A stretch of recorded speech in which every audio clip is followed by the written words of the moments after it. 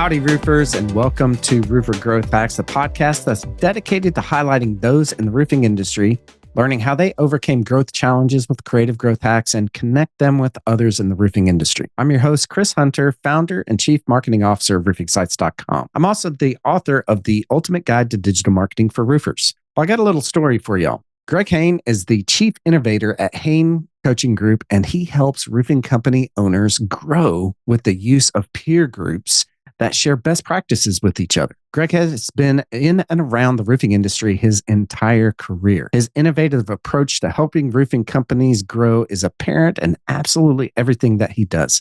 So listen up to Greg as he shares some really actionable advice on how you can grow your roofing company today. Well, Greg, thank you so much for coming on to Roofer Growth Hacks. We're super excited to have you on and to share your story and how you help people out. Thank you so much for coming on. Chris, thanks for inviting me. I'm glad to be here. Awesome. Well, let's kick this off with our first question, which is basically, why don't you just tell us a little bit about yourself, your entrepreneurial journey, where you started at, where you are now with it. So my journey has lasted a while because I'm 71 years old. But my father was a commercial general contractor. I grew up in that business.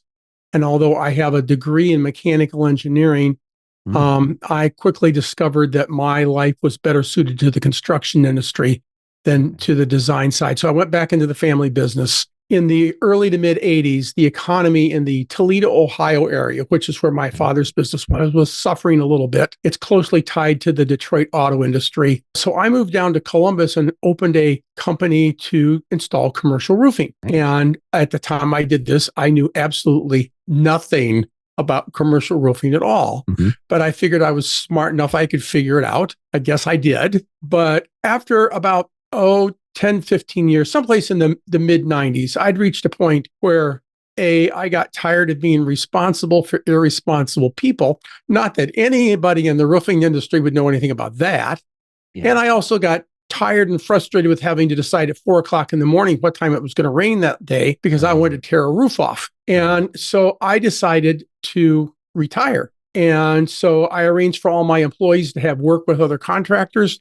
I made sure all my customers had roofers that I paired people up so that all my obligations were met. And I really had no intention of continuing in the construction industry at all, but through a series of, let's say, fortuitous circumstances, I became a commercial roofing consultant. And so I've been that now for well over 20 years. I got back all the clients that made sense because they have lots of property scattered over a large geographic area. And I love doing that. The challenge for me was that in about 2015, I began to realize that I wasn't growing personally anymore. It's simply become an exchange of my expertise and knowledge for money. Now, there's nothing unethical about this, okay? There's nothing immoral, but I expect my vocation to do more than just provide me with money. I expect it to be a platform for me to grow as a human being, and it wasn't doing that. Yeah. So I started looking for other types of vocational opportunities, and I found them. So one of the things I had been doing, or had started doing, is training commercial roofing contractor service departments.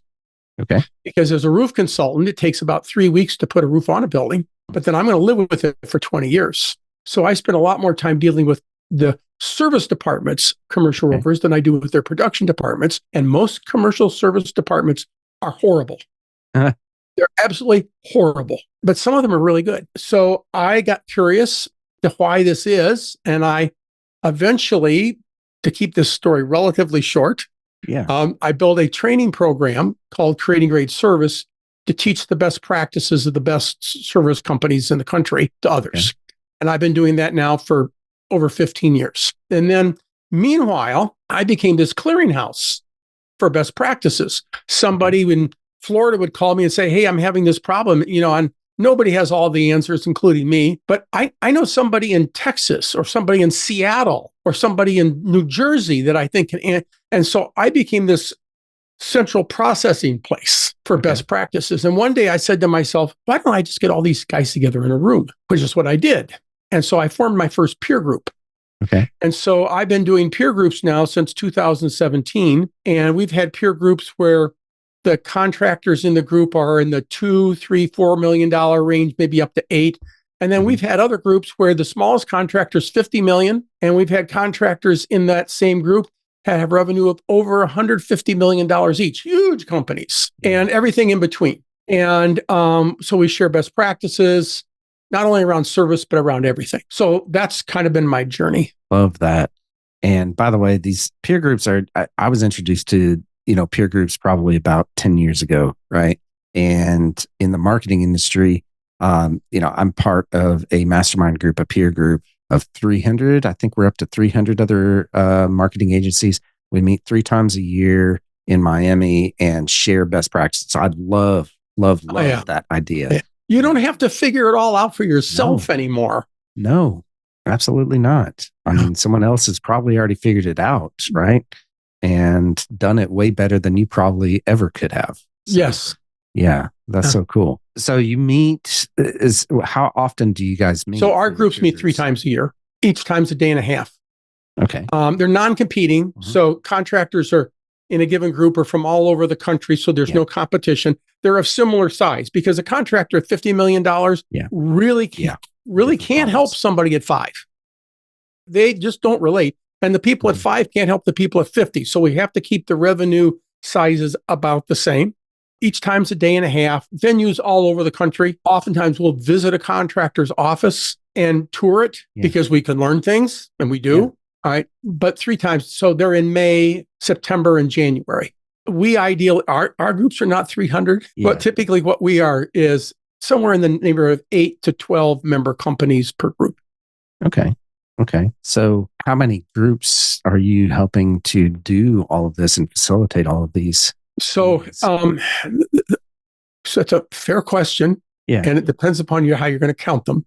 Okay. Because we have some groups that form another group for their number 2 man. Yeah. And so we have some groups where there's actually multiple meetings going on and the count gets a little complicated, but somewhere between 4 and 6. Okay. I don't want more than 6 full-time groups. Yeah. And you go to each one of these individually? Oh, I do. Yes, I do them myself. Yeah. Love it. Are these all roofers, by the way, or are these? These are all roofers, and the focus commercial. Focus is not on residential. Okay. There are contractors in these groups that do residential work. They don't talk about that part. They talk about the commercial part. Okay. Awesome. Yeah, we've got one contractor that does 400 houses, 350 to 400 houses a month residentially. Wow. Yeah. So big contract, but he does also, he's big commercially. So yeah. And those are 2 different beasts right there, right? They're completely different. The mindset's different. The approach is different. The challenges are different. Well, they're all the same because all of these companies, whether you're in roofing or it's all about people. The people are always the problem. Yeah. That's always what the challenge is, but it's focused on commercial. Awesome. So do you coach still? I mean, it sounded like you started coaching, right? So I am a credentialed coach, and most people don't understand what coaching is. So let's define that. In my world, a coach doesn't tell you what to do. A coach asks questions, and the questions are designed to elicit the knowledge that you already have. My basic, when I have my coaching hat on, my basic belief is that, and let's talk about you, Chris. My basic philosophy, Chris, is that you already have the resources you need to solve this problem. You just need help accessing them. And so a good coach will ask questions. I've discovered that I'm much more effective as a consultant than as a coach. And the difference is consultants tell you what to do. So I am a much better consultant than coach, but I certainly do both. All right. So if you're a consultant, you have a consulting group that you go into roofing companies and I do this in the context of the peer groups.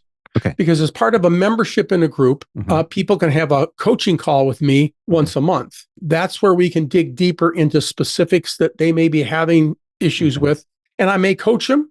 I may consult with them. I may do some of both at the same time. I don't typically say, well, I'm going to put my coaching hat on now. I mean, I just go there with the idea of helping them. Sure. But I certainly do provide my experience and expertise. And some people seem to think there's value in that. Yeah. Yeah, that's cool. I want to dig in a little bit into all of that. What are some of the biggest issues that you see overarching, in the industry. Let me start by saying this. I will tell you that all the contractors I have in my peer groups are just like every other contractor. They all have problems. They all have significant problems. I get to see behind the curtain of all these companies. And what I always tell everyone is they're all a mess. Yeah. They are all a mess. Okay. Yeah. Now, the form of that mess is at a $50 million company is different than one of the five, but they're all a mess. Yeah. Right. But what these companies that are in the peer group, what sets them apart is they have a burning desire to get better. They're willing to do what they need to do to get better or try to get better. But they're really no different. So now to answer your question a little more specifically, the number one problem I see is the boss. The major pinch point in most roofing organizations is the boss. The boss can't get out of everybody's way and let them do their job, either because he can't trust them because they don't merit the trust, or he doesn't trust them because he is not trusting enough. Yeah. And they're perfectly capable of doing the job. In either case, that's a him problem, not a them problem. For your listeners, their biggest problem, and they see every morning when they look in the mirror. Yeah. Love that. And that's one thing that, as an entrepreneur, and this is all entrepreneurs, by the way, we're all in that same boat. It's not about being our own worst enemy. Yeah. It's we don't know what we don't know. And a lot of times we're not asking ourselves the right kinds of questions. Now, you've shared with me some of the questions that you were going to be asking me today. And as I'm reading these questions, there's this quote that keeps popping up into my mind. And so I actually dug it up so that I could to do it correctly. And so if I may, this is by a man by the name of Jim Rohn. Okay. Jim Rohn is deceased. It's reported that when he died, he had a net worth of $400 million. He was a motivational speaker. Okay. One of my favorite quotes for him is, "Don't wish it was easier, wish you were better. Don't wish for less problems, wish for more skills. Don't wish for less challenges, wish for more wisdom." And in the head of the typical entrepreneur, they're thinking that I want this to be easier. I don't like having these problems. I wish I didn't have these challenges. That's the wrong way to look at all this. Yeah. They need to change their mindset. Yeah. And I certainly understand you've got the day-to-day grind and all of that stuff going on, but they need to find talent to do the daily grind so that they can get above the fray and work on the business rather than in the business. Love that. And I'm a huge believer of that. I mean, if you look behind me, I've got probably 50 books sitting back behind me, business books. I read 40 to 50 books every single year. I'm a book nerd, right? Wrote my own book. But you're saying something really important here. Yeah. Tell me again how many books you read a year? 40 to 50. 50 books. Yeah. So what I would say to the people listening to this, if you want to change your results, your output, you need to change your input. And the easiest way to change the input is to change what you're putting in your mind in the form of what you read. And if you say you don't have time to read, yes, you do. Turn off the TV. Yeah. Okay. Right. Just turn off the TV. Someone was talking to me the other week and they said something nice. Turn off the TV. Stop listening to the news because it's all bad. And just make sure it's designed to suck you in and scare you and all that stuff. And stop surfing the internet. You'll have all kinds of time. And they said, well, there's good things on TV. Yeah. But if you're hungry, you may find a biscuit in a garbage can, but that's not where you're going to go to look for it. That's Zig Ziglarism. Okay. Yeah. So read. You've got plenty of time to read if you stop doing the things that are not moving your life forward. 100%. Good for you, 100%. By the way. Thank you. Thank you. Yeah, I try to read, and this is just me personally going down that path, is 10 to 20 pages per day out of the books that I'm reading, but sometimes more. Audible is my friend, and I listen to books. And y'all contractors that are out there that are listening to this, probably as you're driving to better improve yourself, listen to books on Audible. I mean, that's easy to do, right? Speaking of which, right, what would you say, and this is just going down this path a little bit more, what would you say is the most powerful book that a roofing contractor could read? And I'm putting you on the spot here. No. Tim Ferriss has written two great books. Yes. One is called Tribe of Mentors. Tim Ferriss has the #1 podcast on iTunes year after year. There's been millions of downloads. And what he has done is he has taken and these are long form interviews that he does. Mm-hmm. He takes and he has distilled the Tools of Titans is the other one. And Tools of Titans. he distills from these books key things that all of these world-class experts are doing. He interviews massive experts on all different fields. So you can go in there and you can read what Bill Gates has to say about building a company or whomever. I'm being very pejorative when I say this, but why sit at a bar and talk to your buddy about your problems? Why don't you read a book and listen to what the best in the world have to say about your problems? Because these are compilations. You can pick it up and start either one of these books, Tools of Titans or Tribe of Mentors, and get valuable advice. I think those books, and they're great big thick books, I think they're great places for anyone to start. And it's a great way to change the input so that you'll get, because when you change the input, the output has to change. Love that. It can't not change. Right.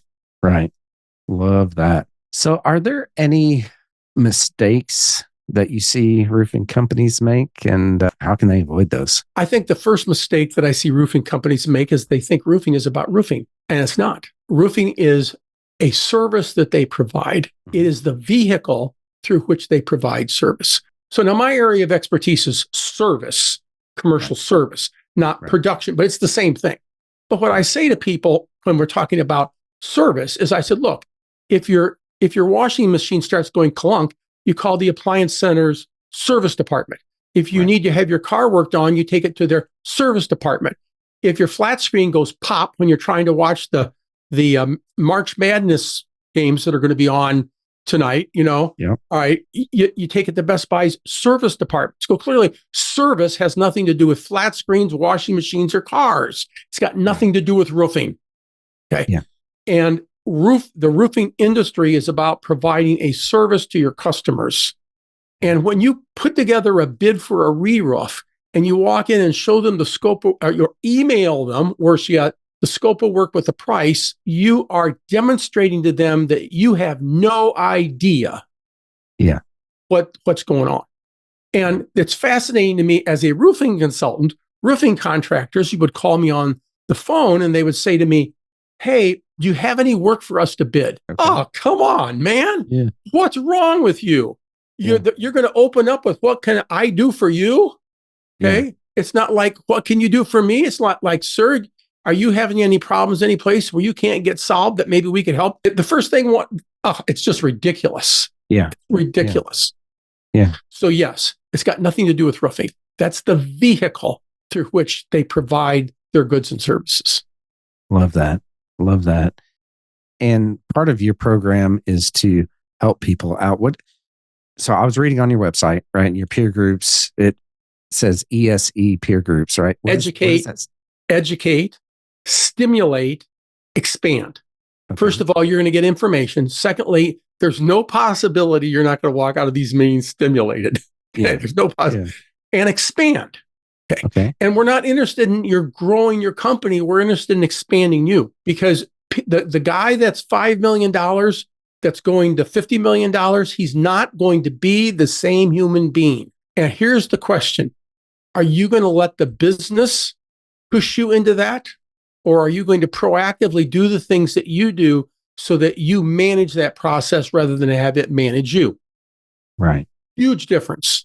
Yeah. And most people, they stumble into it more than they plan it and build it.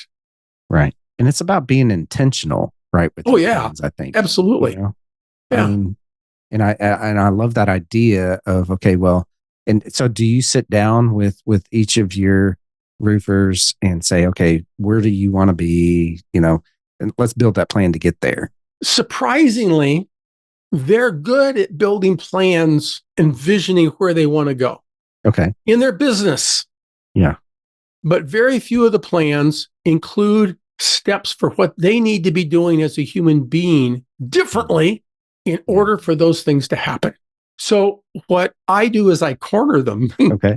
So they've all been cornered. And here's the thing. They understand I'm trying to help. In our training program, we have a support call thing. And I got on a call one day with a guy, and I got pretty stern with him. And the next week, he's back. And he said, well, last week I got my ass kicked. Well, okay. But he came back because he knows I really care. And also he listened to what I had to say and recognized there was some merit in it. It's not that we They can build plans. We build plans like, what are you going to do if there's a recession? So I will ask all of your listeners, how many of you have recession plans, written recession plans? Because what happens to most people is the recession comes, they have no plan. Then eventually they hope it's going to go away. And eventually all of a sudden the revenue's dropping and all sorts of bad things are happening. And they go, geez, we need to do something about this. Okay, that's being as reactive as you can be. So what we do typically in the groups is we build recession plans. Okay, this year you're going to have a 25% drop in revenue. What happens? Decide right now, because then if it happens, you don't have to be sitting around guessing. You know what are you going to cut first? What are you going to cut second? If you're going to have to cut anything, all right. What happens if there's a 40% drop? Then what? Build a plan now. So we do things like that because most people don't do that. It sounds like in groups like y'all's, really having and being proactive is really the key, right? On and intentional. So beyond reading, what do you usually recommend to business owners, entrepreneurs? They need a coach. How many people think that if we I'm assuming that most of the people here pay attention to the National Football League. Okay. Yeah. So the LA Chargers, I still think I'm a San Diego, have made a little change. They fired a guy by the name of Brandon Staley and they hired a guy by the name of Jim Harbaugh. They think it's going to make a difference. And you know what? It will. All right. And you know what? He doesn't block. He doesn't tackle. He coaches. One of the big problems that most contractors, most owners, most entrepreneurs have is they don't want to ask for help outside. Their egos are so fragile that they're not willing to go ask for the help that they need. And the contractors that I see that grow the most quickly are more than willing to do that. They bring in outside consultants, they bring in coaches, they bring in therapists, they bring in whatever they think they need in order to get better. They do not let their personal limitations be the thing that holds them back. So get a coach.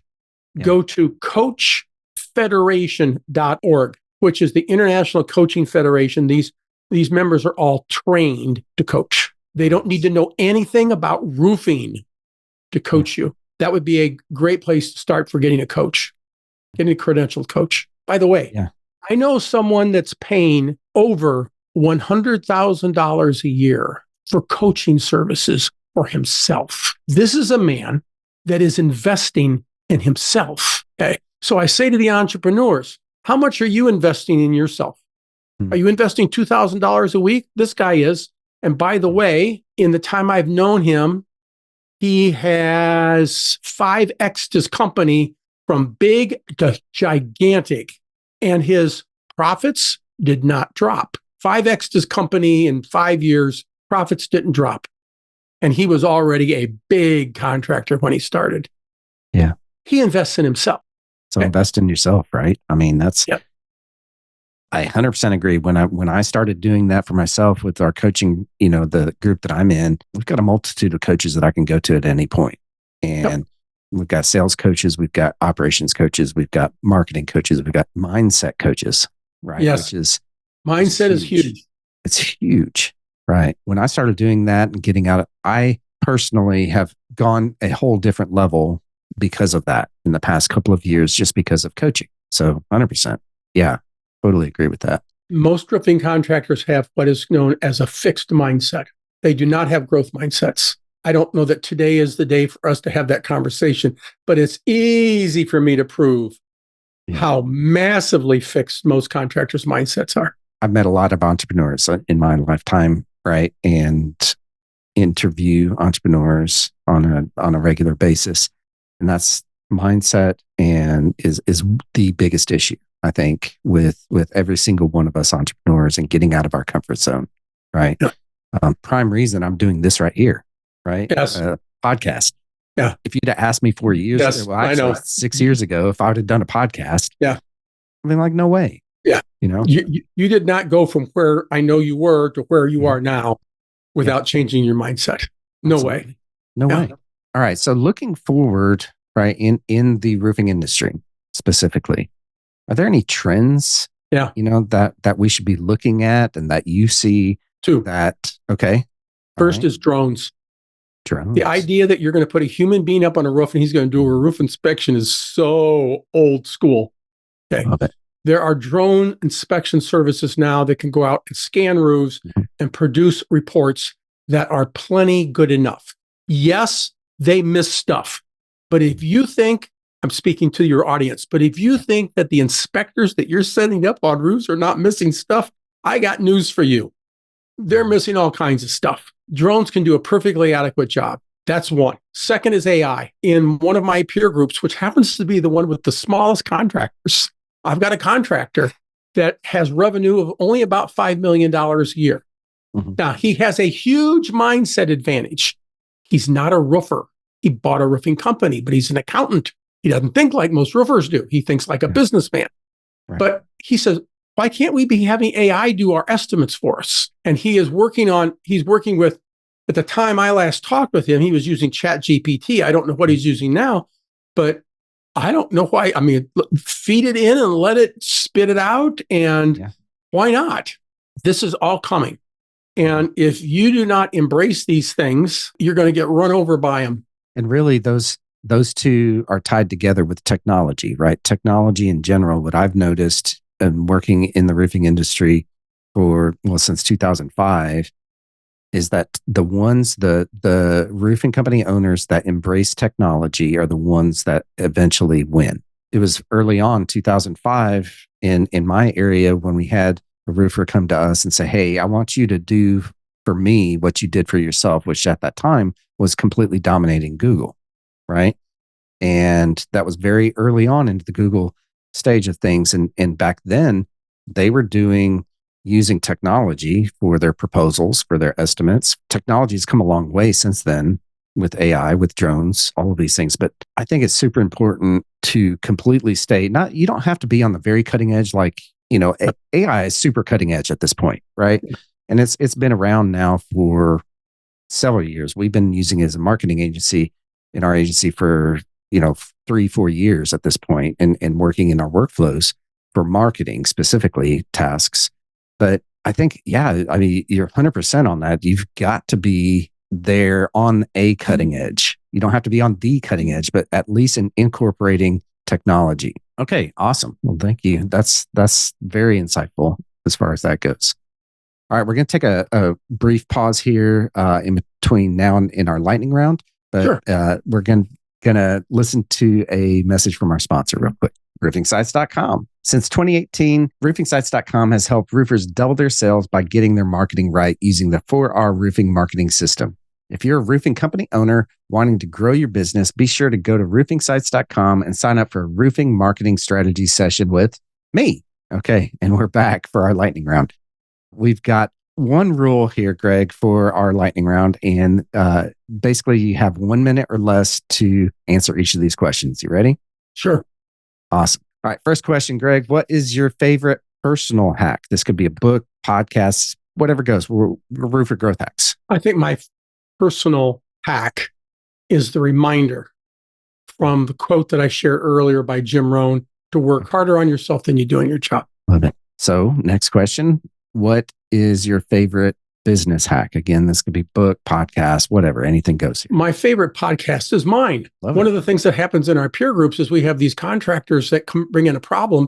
And if you think about it on a high level, they're standing there with their pants around their ankles wondering, how did this happen to me? And so we have a podcast that's called Pants Around Ankles Prevention, which is designed to keep your pants buckled around your waist. It's my favorite. I love that. And I did see that on your website. And I yes. up at that. That was pretty yes. Cool. Yeah. Awesome.